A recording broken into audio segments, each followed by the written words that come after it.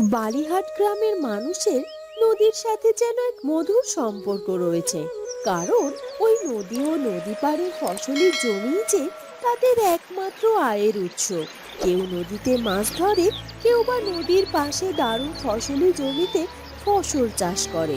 এ- এ- এ- এই বুঝি এই বুঝি অনেক বড় একটা মাছ ধরা পড়েছে আমার জালে। নয়তো আমার জালটা এত ভারী লাগবে কেন? আহ, তুলতেই তো পারছি না। তুলে দেখি না কত বড় মাছ আটকালো আমার জালে। এ কথা বলে নিতাই জেলে তার জালটি জল থেকে টেনে তোলে। জালটি তুলতেই সে দেখতে পায় জালটি ছেঁড়া ও তাতে কিছুই নেই। এই যা, এই যা, এই আমার কি সর্বনাশ হলো! জালে কি বেঁধেছিল তা তো চোখে দেখতে পেলাম না, উল্টো আমার জালখানা কেটে ছিন্ন বিচ্ছিন্ন করে দিয়ে গেছে। না জানি কত বড় দৈত্যকার মাছ বেঁধেছিল আমার জালে। কোথায় ভাবলাম আজ কতদিন পর বড় মাছ বিক্রি করে কটা পয়সার মুখ দেখবো। ধুর ধুর, তার হলো কোথায়! এখন আমার খালি হাতে ছেঁড়া জালখানা নিয়ে বাড়ি ফিরতে হবে। রোজ রোজ খালি হাতে বাড়িতে ফিরতে কার ভালো লাগে শুনি? এরপর জেলে বেচারা মন খারাপ করে ছেঁড়া জালটি নিয়ে বাড়িতে ফিরে যেতে থাকে। মাঝপথে এক কৃষক ভাই তাকে দেখে ডেকে বলে, জেলে ভাই, আরে ও জেলে ভাই, এই সেরা জাল নিয়ে চললে কোথায় শুনি? সেরা জাল নিয়ে যে নদীর দিকে যাচ্ছি না, তা কি বুঝতে পারছো না নাকি? আহা, রাখছো কেন? মনে হচ্ছে মাথাটা খুব গরম আছে তোমার। মাথাটা কেন গরম হবে না বলো তো দেখি? রোজ রোজ নদীতে জাল ফেলি, ঘন্টার পর ঘন্টা বসে থেকে শুধু ওই চুনুপটি কটা। যাও বা আজ একটা বড় মাছ বেঁধেছিল, তাও জালটা কেটে বেরিয়ে গেল। এখন তো আর চুনুপুটি ধরার জোটুকু রইলো না। ও আচ্ছা আচ্ছা, বুঝতে পেরেছি। এই জন্যই তবে আজ তোমার মেজাজটা চটে আছে। তা চটারই তো কথা। তবে শোনো জেলে দাদা, সামনে আসছে বর্ষাকাল। আর বর্ষাকালে নিশ্চয়ই তোমার সব দুঃখ কষ্ট ধুয়ে মুছে যাবে। কারণ তখন চারিদিকে থই থই করবে বর্ষার নতুন জল আর নতুন নতুন মাছের আনাগোনা। আর তার আগে তুমি তোমার এই জালটিকে সারিয়ে নিও, নয়তো নতুন জালের ব্যবস্থা করো। আশা করি তখন আর মাছের অভাব হবে না। হ্যাঁ কৃষক ভাই, কথা তুমি একদম ঠিকই বলেছো। আর এই অপেক্ষাতেই তো বসে আছি। যাকগে, এখন আমি আসি। এই কথা বলে নিতাই জেলে তার বাড়ির দিকে যায় আর কৃষক যায় তার কাজের খোঁজে। কিছুদিন বাদেই বর্ষার মৌসুম শুরু হয়ে যায়। চারদিকে থই থই করছে জল আর নতুন নতুন মাছের সব আনাগোনা।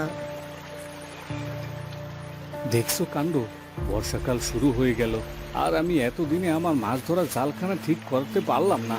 না, এখন দেখছি আমার একখানা নতুন জালের জোগাড় করতেই হবে। হ্যাঁ, সেই ওইদিকে সব ছেলেরা নদীতে নতুন করে মাছ ধরে বাজারে বিক্রি করছে, আর তুমি তুমি এখনো বাড়িতে বসে জাল সারাবে বা নতুন জাল কিনবে সেসব চিন্তা নিয়ে পড়ে থাকো। আহ, বউ, করছো কেন? জাল ঠিক না করালে মাছ ধরবোটা কি করে শুনি? আমার মাছ ধরা জালটা যে এতখানি ছিঁড়ে আছে, সে কথা তুমি জানো না নাকি? জানি জানি, সবই জানি। তা এতদিন জালটা ঠিক করনি কেন? জাল ছিঁড়ে আছে এই দোহাই দিয়ে আর কতদিন ঘরে বসে থাকবে শুনি? ঘরে যে চাল ডাল কিছুটি নেই, এবার যে না খেয়ে মরতে হবে গো আমাদের। আহা, তুমি এত রাগ করো না তো। আজই আমি জাল ঠিক করিয়ে কিংবা নতুন জাল নিয়ে নদীতে যাচ্ছি মাছ ধরতে। তারপর নদীর নতুন মাছ ধরে বাজারে নিয়ে গিয়ে বিক্রি করে তোমার সংসারে সব কিছু এনে দেব।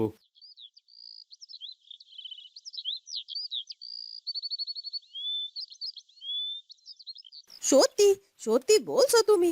তোমার জালে ইলিশ মাছ উঠেছিল? আমার তো বিশ্বাসই হচ্ছে না। হ্যাঁ গো হ্যাঁ, তবে আর বলছি কি, শোনো বউ, কাল একখানা নতুন জাল নিয়ে যদি নদীতে যেতে পারি তবে অনেক অনেক ইলিশ মাছ ধরতে পারবো। তুমি আমায় একখানা নতুন জালের ব্যবস্থা করে দাও না গো। জানো তো, হাতে তেমন পয়সা নেই যে নতুন একখানা জাল কিনে আনবো। লাগলে তুমি এবারই ওবারই কারো কাছ থেকে একখানা জাল আমাকে ধার এনে দাও। একদিনে ইলিশ মাছ বেচে যা দাম পাবো, তখন একখানা নতুন জাল কিনে নিতে পারবো। আচ্ছা দাঁড়াও, দেখছি আমি কি করা যায়। এরপর নিতাই জেলের বউ পাশের বাড়িতে যায় জালের খোঁজ করতে। ও দাদা, বলছি আপনিও তো মাছ ধরেন রোজ, তা শুনেছি আপনার নাকি একের অধিক জালও আছে। অন্তত কালকের জন্য আমার আমার স্বামীকে একখানা জাল ধার দেন না দাদা।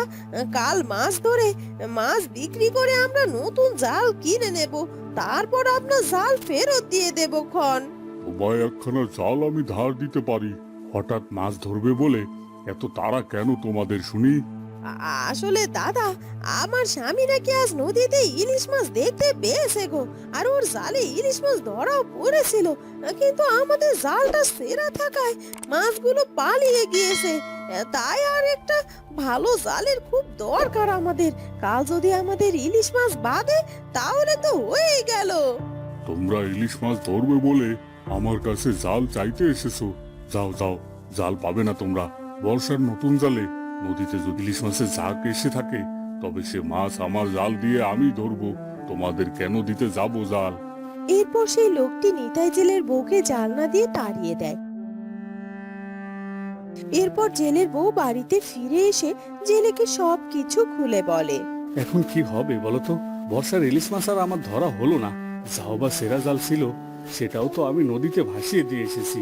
তাহলে আর কি, এবার ঘরে দৌড় দিয়ে বসে থাকো। নিরুপায় নিতাই জেলে ও তার বউ মন খারাপ করে বাড়িতেই বসে থাকে। এদিকে অন্যান্য জেলেরা নদীতে গিয়ে যতই জাল ফেলুক তাদের জালে একটি বারও ইলিশ মাছ ওঠে না। ধুর, এই নদীতে নাকি ইলিশ মাছ আছে, তবে কোথায় সেসব? সব ওই নিতাই জেলে ওর জেলের বউয়ের মিথ্যা কথা। ওসব ইলিশ মাছের আশা বাদ দিয়ে যা চুনোপুঁটি পাই সেগুলো বাজারে নিয়ে গিয়ে বিক্রি করি। অন্যান্য জেলেরা বর্ষায় ইলিশ মাছ ধরতে না গেলেও অন্যান্য মাছ বিক্রি করে বেশ ভালোই আয় উন্নতি করতে থাকে। এদিকে নিতাই জেলেও তার বইয়ের কোনো জাল না থাকায় তাদের হয় করুণ দশা। আমি আর পারছি না এভাবে না খেয়ে দে দিনের পর দিন পড়ে থাকতে। আমি আর পারছি না গো। জাল নেই তো কি হয়েছে, মানুষ তো বড়শি দিয়েও মাছ ধরে নাকি? বড়শি দিয়ে নদীর কিনারা থেকে আর বড় বড় মাছ ধরা যায়?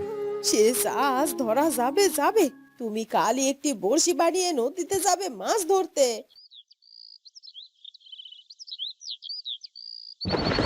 বউয়ের কথা মতো নিতাই জেলে পরের দিনে একটা বড়শি তৈরি করে, কিন্তু সেটা নিয়ে বাড়ি থেকে বেরোনোর আর সুযোগ পায় না। এমন ভারী বর্ষায় বৃষ্টি শুরু হয়ে যে চারদিকে হাঁটু সমান পানি উঠে যায়, এমনকি নিতাই জেলের বাড়ির উঠানেও জলে ডুবে যায়। হায় হায় হায় হায়, এখনই এখনই এই সময় ঘটে জলে ডুবতে বসেছে। বিধাতা, তুমি আর কত বিপদে ফেলে পরীক্ষা নেবে বলো তো? হঠাৎ উঠানে থাকা জলের দিকে তাকাতেই নিতাই জেলে লক্ষ্য করে সেখানে জলের সাথে বেশ মাছ দেখা যাচ্ছে। কেঁদো না বউ, কেঁদো না। বিধাতা হয়তো আমাদের বিপদ নয়, বরং এবার আমাদের দিকে মুখ তুলে চেয়েছে। এই দেখো, আমাদের উঠানে জলের সাথে কত মাছ ভেসে এসেছে। চলো আমরা দুজনে মিলে এই মাছগুলোকে ধরি। হ্যাঁ হ্যাঁ, তাই তো আমাদের উঠানে কত মাছ ভেসে এসেছে।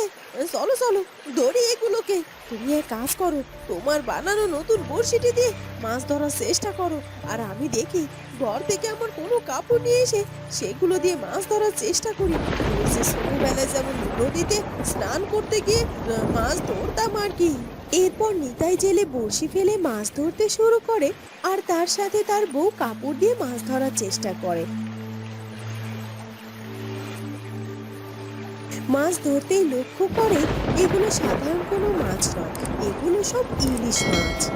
ও ও, এই দেখো গো, এগুলো তো ইলিশ মাছ। হ্যাঁ, তাই তো। আজ আমার যে কি আনন্দ হচ্ছে না।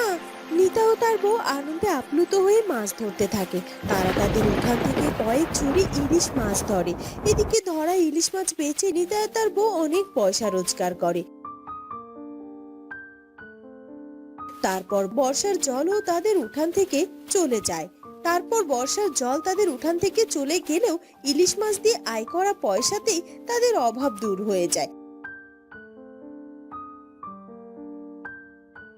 এবং তারা নতুন একটি জাল কিনে নিয়ে আবারও নদীতে অনেক অনেক ইলিশ মাছ ধরতে থাকে।